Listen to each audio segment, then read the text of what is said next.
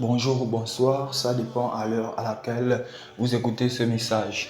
Bon, nous venons comme ça vous parler de cette histoire qui fait déjà ravage et polémique dans le Grand Gabon, que ce soit dans les 9 provinces. Le procès de Léona Cyrielle Bisselou Moussavou est sorti et elle est à la réclusion criminelle à perpétuité. Mais avant d'en arriver là, quels sont les faits? Nous vous racontons tout dans cette vidéo.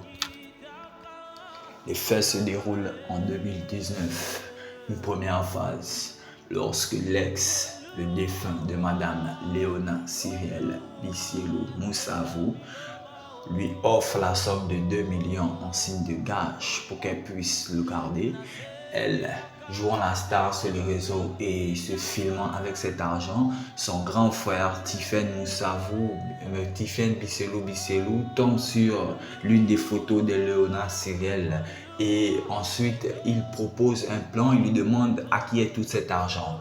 Cette dernière répond que cet argent était au défunt, cet argent est à son petit ami. Ensuite, il planifie un plan. Il dit, bon, nous allons venir, nous allons prendre cet argent et tout. Mais leur plan a foiré. Ils n'ont pas pu s'incruster et prendre cet argent. Mais lorsqu'ils ont remis le plan à pied, ils ont repris l'argent. Mais le défunt, ne se doutait de rien car Léona Cyrielle avait été blanchie par là. Elle était aussi perçue comme une victime. Mais quelques semaines après ou quelques mois après, le défunt Lilian Aloko tombe sur les conversations de Léona Cyrielle Moussavou Bisselou et son grand frère Tiffen Bisselou.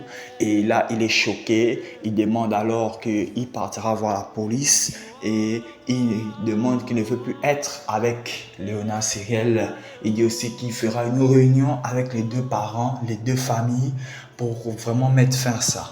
Mais elle, entendant cela, elle a peur et ensuite elle planifie un plan cette même nuit.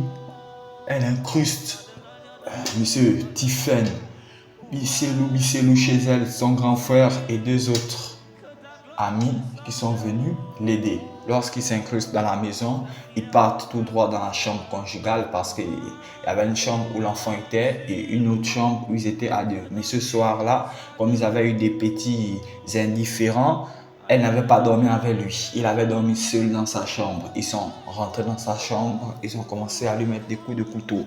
Ensuite, lorsqu'il était étalé dans un bain de sang, Léona Cyrielle Bisselou est parti vers le corps de sa victime ensanglantée, montrer le corps de ce dernier à sa fille, âgée que 7 ans à cette époque.